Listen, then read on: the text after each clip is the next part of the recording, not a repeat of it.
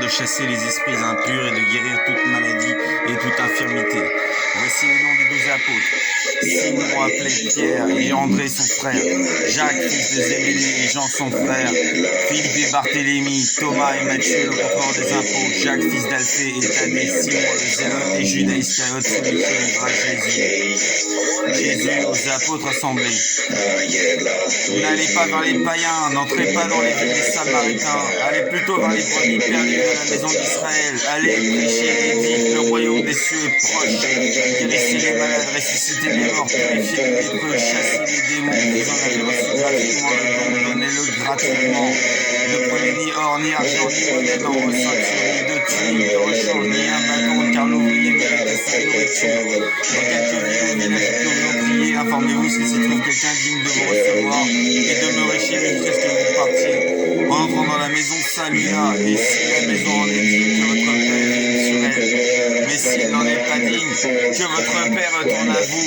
Lorsqu'on ne vous recevra pas et qu'on n'écoutera pas vos paroles, sortez de cette maison ou de cette ville et secouez la poussière de vos pieds. Je vous le dis en vérité, au jour du jugement, le pays de Sodome et de Gomorrhe sera traité moins rigoureusement que cette ville-là. Voici, je vous envoie comme des brebis au milieu des loups. Soyez donc prudents comme les serpents et simples comme les colombes. Mettez-vous en garde contre les hommes, car ils vous livreront aux tribunaux et ils vous battront de verges dans leurs synagogues. Vous serez menés à cause de moi devant des gouverneurs et devant des rois pour servir de témoignage aux païens. Mais quand on vous livrera, ne vous inquiétez ni de la manière dont vous parlerez, ni de ce que vous direz. Ce que vous direz sera donné à l'heure même, car ce n'est pas vous qui parlerez, c'est l'Esprit de votre Père qui parlera en vous. Wow. 28. Lorsque Jésus eut achevé de donner ses instructions à ses 12 disciples, il partit de là pour enseigner et prêcher dans les villes du pays. Les disciples de Jean le baptiseur, qui avaient été tués, décapités et les baptistes, s'approchèrent de Jésus comme il s'adressait à la foule. L'un des baptistes: Jésus, es-tu celui qui doit venir ou devons-nous en attendre un autre? Jésus: constatez mes frères, les aveugles voient, les boiteux marchent, les lépreux sont terrifiés, les morts ressuscitent et la bonne nouvelle est annoncée aux pauvres. Heureux celui pour qui je ne serai pas une occasion de chute. Et qu'êtes-vous allé voir au désert? Un roseau agité par le vent, mais qu'êtes-vous allé voir? Un homme vêtu de précieux habits. Voici ceux qui portent des habits précieux sont dans les maisons des rois. Qu'êtes-vous donc allé voir? Un prophète?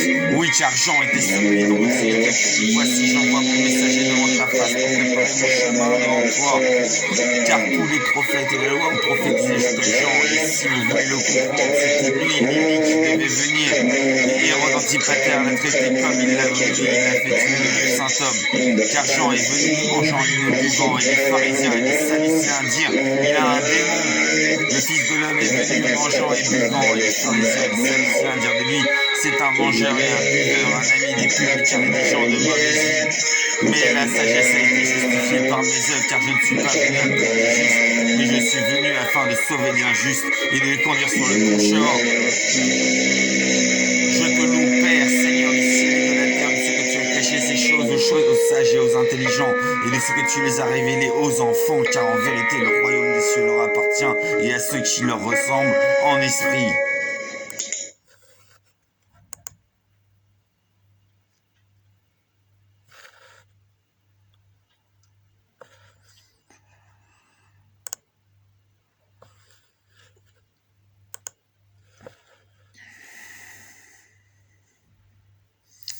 Toutes choses m'ont été données par mon Père, et personne ne connaît le Père si ce n'est le Fils.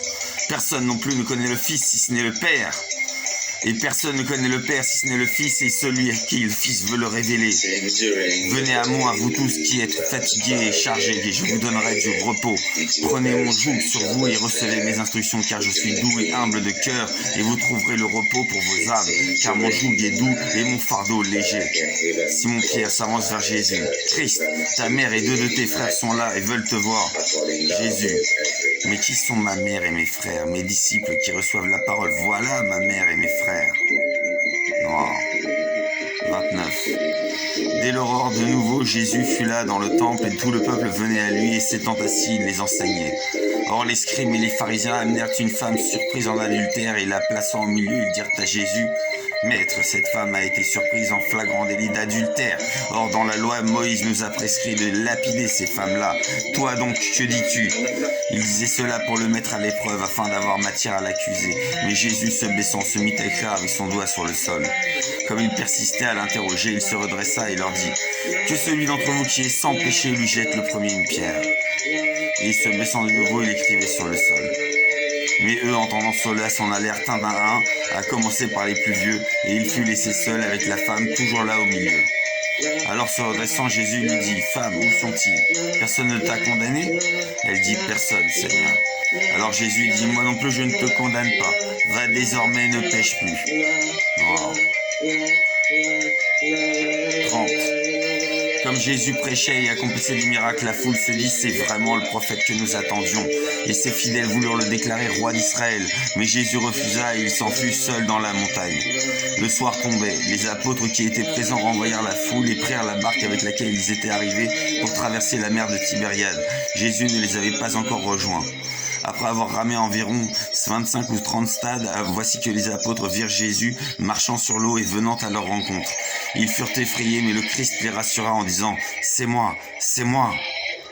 Le lendemain, comme d'autres barques étaient arrivées de Tibériade près du lieu où Jésus avait multiplié les pains et les poissons, les gens de la foule montèrent eux-mêmes dans ces barques et allèrent à Capernaum à la recherche du Christ. Et l'ayant trouvé au-delà de la mer, ils dirent « Rabbi, nous te cherchions !» Jésus leur répond « En vérité, je vous le dis, vous me cherchez non parce que vous avez vu des miracles, mais parce que vous avez mangé des pains et que vous avez été rassasiés.